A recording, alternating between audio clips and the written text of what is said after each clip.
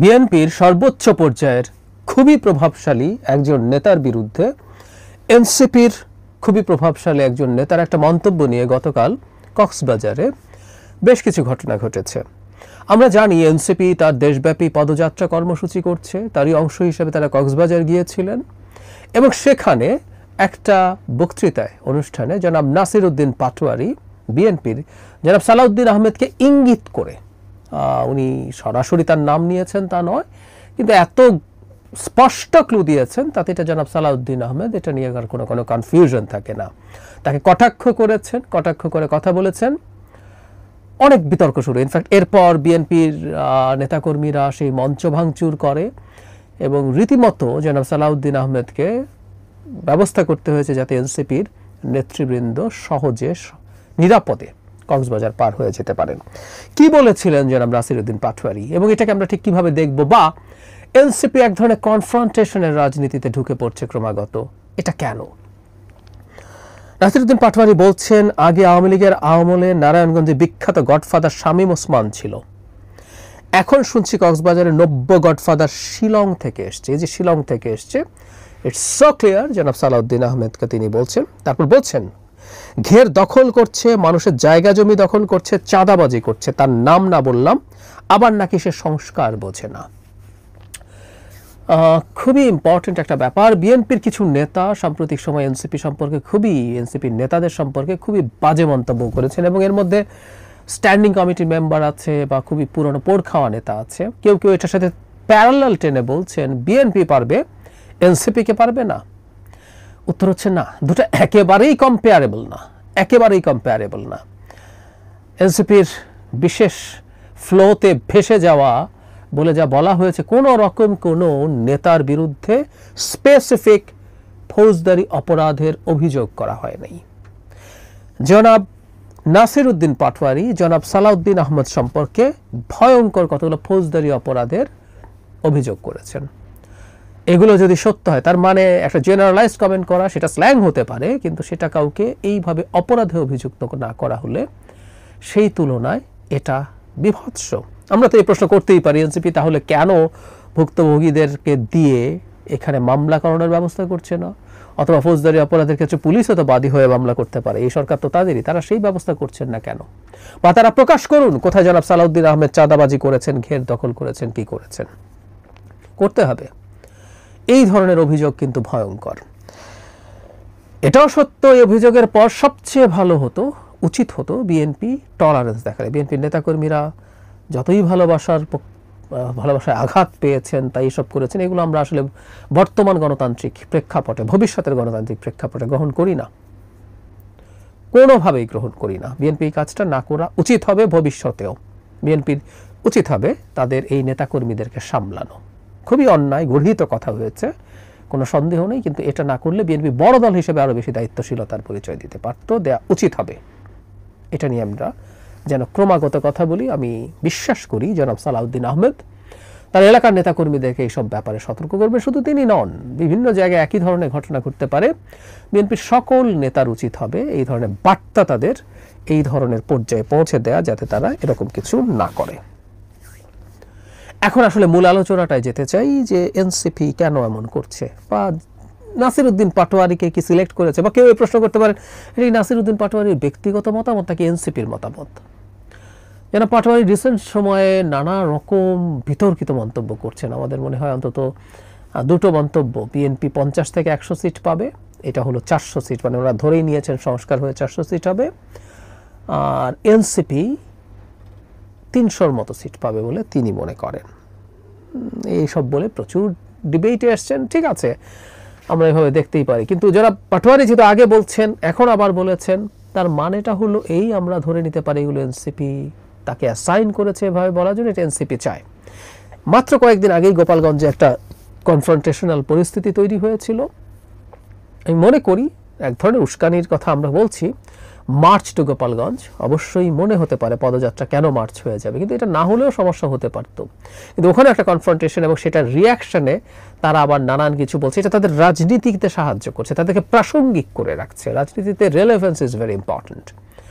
ঠিক একইভাবে এখন কক্সবাজারে এই ঘটনা ঘটার পর তারা আবার প্রাসঙ্গিক হয়ে উঠলেন।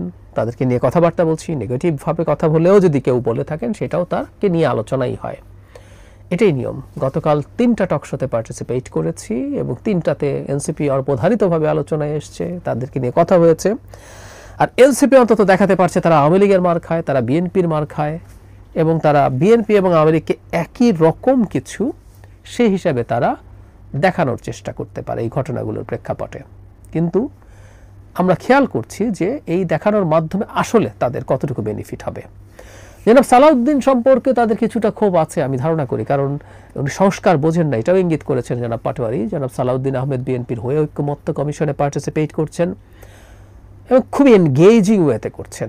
প্রতিদিন প্রতিটা সেশনে যান, পুরো সময় থাকেন, প্রচুর হোমওয়ার্ক করে যান বলে আমি এই কমিশনের সূত্র থেকেই শুনেছি বা যারা পার্টিসিপেট করেন। ফলে তিনি তার জায়গা থেকে তার দলের যে চিন্তা সেগুলো উনি ওখানে এক্সপোজ করেন, এগুলো ডিফেন্ড করেন এবং বলা বাহুল্য অনেকগুলো এনসিপির চিন্তার সাথে তাদের অ্যালাইনমেন্ট নেই। বিশেষ করে আপার হাউস প্রপোর্শনাল রিপ্রেজেন্টেশন হবে কি না, ন্যাশনাল কনস্টিটিউশনাল কাউন্সিল হবে কি না, পরে সেটা কমিটি করা হচ্ছে, এগুলো করবে কি না, এটা নিয়ে সিরিয়াস ধরনের ডিবেট আছে। সেই ক্ষোভটাই বোধ করে এখানে উগরে দেওয়ার চেষ্টা হয়েছে এই ধরনের বিভৎস অভিযোগ করে। তার মানে আমরা যে কথাটা বলতে চাইছি, এনসিপি এখন বিএনপির বিরুদ্ধে খুবই স্পেসিফিক অভিযোগ করছে। এখন এনসিপির আরেকটা জিনিস আমরা একটু যোগ করবো, মানে যে জায়গাগুলো একসময় তারা ধরতেন না। জনাব তারেক রহমান সম্পর্কে একই ধরনের মতো শিলং, মানে জনাব সালাউদ্দিন আহমেদ সম্পর্কে আরেকজন নেত্রী একই রকম কথা বলেছেন, শিলং পালিয়ে গেছেন। জনাব তারেক রহমান সম্পর্কে লন্ডনকে ইন্ডিকেট করে কথা বলা হয়েছে যে কেউ ভারতে পালায় আর কেউ লন্ডনে থাকে, খুবই গুরুত্বপূর্ণ নেতা। এই ধরনের মন্তব্য জনাব তারেক রহমানকে ইন্ডিকেট করেছেন, মানে জনাব তারেক রহমান আক্রমণের জায়গায় গেছেন। শুধু সেটা না, বেগম খালেদা জিয়ার প্রতি এক ধরনের আপাত শ্রদ্ধা দেখানো এনসিপি বেগম খালেদা জিয়াকে খোঁচা দিয়েছেন।